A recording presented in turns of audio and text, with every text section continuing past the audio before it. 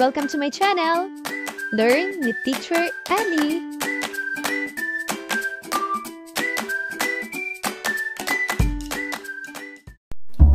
Grade 3, Good Manners and Right Conduct, Quarter 1, Week 5, Day 2. Mga sariling pagkilos na may paggalang sa Diyos.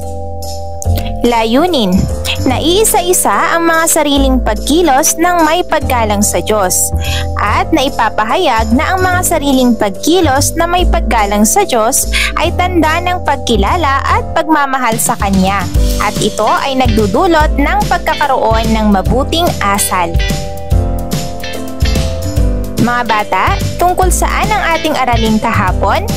Maaari ba kayong magbigay ng mga sariling pagkilos na may paggalang sa Diyos? Bakit mahalaga ang sariling pagkilos na may paggalang sa Diyos? Ano ang naidudulot ng pagkakaroon ng mabuting asal sa batang tulad mo? Sa pagtatapos ng ating talakayan ay inaasahan na: una, naiisa-isa ang mga sariling pagkilos ng may paggalang sa Diyos. At naipapahayag na ang mga sariling pagkilos na may paggalang sa Diyos ay tanda ng pagkilala at pagmamahal sa Kanya at ito ay nagdudulot ng pagkakaroon ng mabuting asal. Narito ang ilan sa mga salita na inyong makikita habang binabasa ang maikling kwento. Basahin ninyo ang kahulugan nito upang inyong lubos na maunawaan. Pagkilala. Ito ay pagtukoy sa isang bagay, gawain na dati nang nakita, narinig o nalalaman. Ito rin ay pagsang-ayon na ang isang bagay ay may bisa o karapat-dapat na suriin o pag-aralan. Pagmamahal. Ito ay damdamin ng isang tao na magmalasakit, mag-alaga at hanapin ang kabutihan at kaligayahan ng iba bilang mahalaga para sa sariling kasiyahan. Sa araw na ito ay may bago tayong gawain na tutugon sa pagkilos na may paggalang sa Diyos. Suriin ang mga larawan at piliin ang nagpakilala sa sariling pagkilos ng may paggalang sa Diyos. Matapos na makapili ay ipaliwanag ito ng may buong katatagan ng loob sa harap ng klase.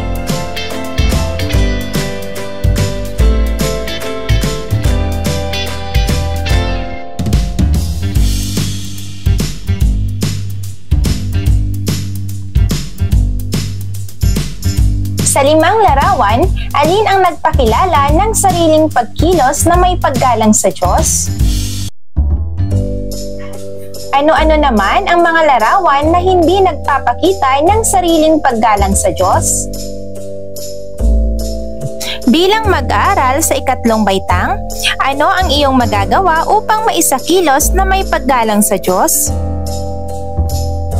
Kung ikaw ay bibigyan ng pagkakataon, paano mo hihikayatin ang mga bata na hindi gumagalang sa Diyos? Gamit ang iyong pagiging malikhain ay lumikha o gumawa ng isang bangkang papel. Sa bawat bahagi ng bangkang papel ay isulat ang mga pagkilos na may paggalang sa Diyos at sa gitna o layag nito ay iguhit ang masayang muka kung naisasagawa mo ito na buong puso. Matapos ito, ay ipaskil ito sa pisara at magkaroon ng gallery walk. Iproseso ang mga sagot ng mga mag-aaral tungo sa paniniwala sa Diyos. Ating basahin ang Waging Gawi ni Tomas. Si Tomas ay nasa 3 baitang. Siya ay madasalin na mag-aaral. Naisasakilos niya ang paggalang sa Diyos sa pamamagitan ng pagdarasal sa tuwina. Sa umaga bago gumising, sa tanghali bago kumain ng tanghalian at bago matulog. Naigagalang din niya ang kanyang mag-aaral, lalo't higit sa iba't ibang relihiyong kanilang kinabibilangan at pinaniniwalaan. Hindi niya pinagtatawanan ang paraan ng pagsamba ng kaklase niyang Muslim na si Shaika. Isinasakilos niya ang pagsunod sa mga pamantayan sa loob ng pook dalanginan. Bagamat iba't-iba ang relihiyon na kinabibilangan, paraan ng pagsamba at pook dalanginan ay ginagalang pa din ni Tomas ito. Ito ang natutunan niya sa kanyang mga magulang na isaalang-alang ang damdamin at paniniwala ng bawat isa. Lagi din niyang isinasaisip na kapag isinakikilos mo ng tamang gawi ay ginagalang mo ang iyong sarili at kapwa, ay minamahal mo ang Diyos. Mga bata, ano ang ugaling ipinakikita ni Tomas sa kwento? Ano-ano ang mga balakid sa pagkamit ng pagsasakilos ng paggalang sa Diyos?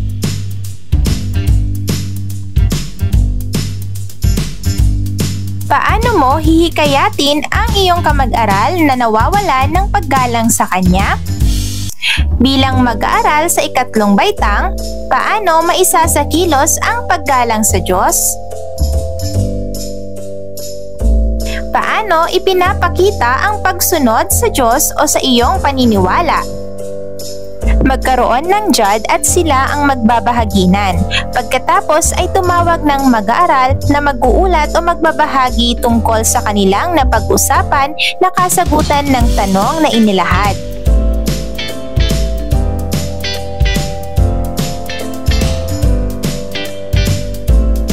Bilugan ang mga larawan na nagpapahayag na ang mga sariling pagkilos na may paggalang sa Diyos ay nagdudulot ng pagkakaroon ng mabuting asal.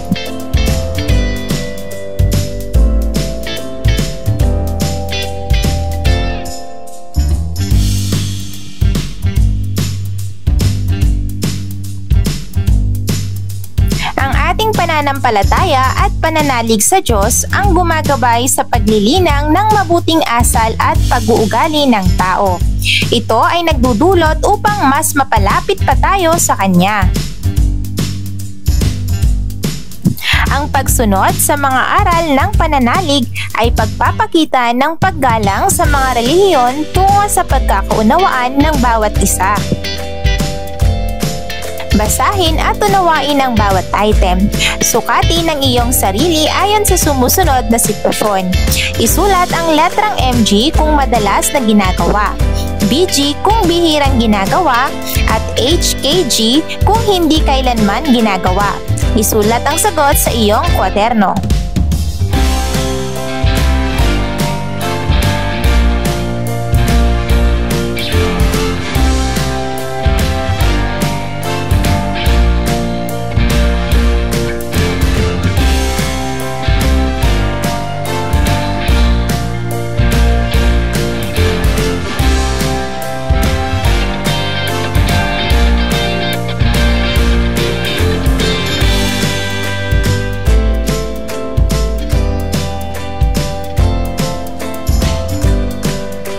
Mga bata, ano ang pinakamahalagang natutunan mo sa araw na ito?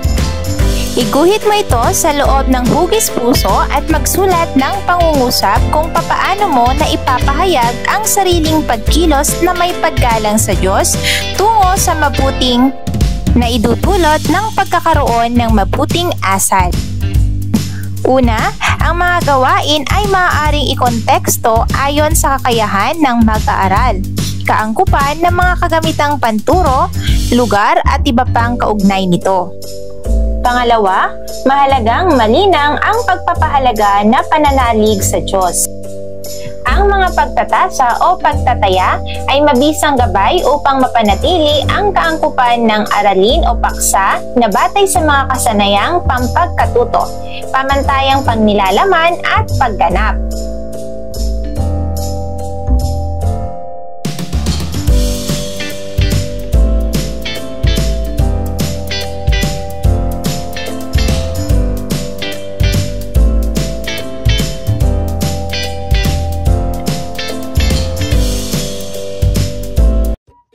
Thank you for watching! Also, don't forget to like, share, subscribe, and click the notification bell for you to be updated on our latest videos.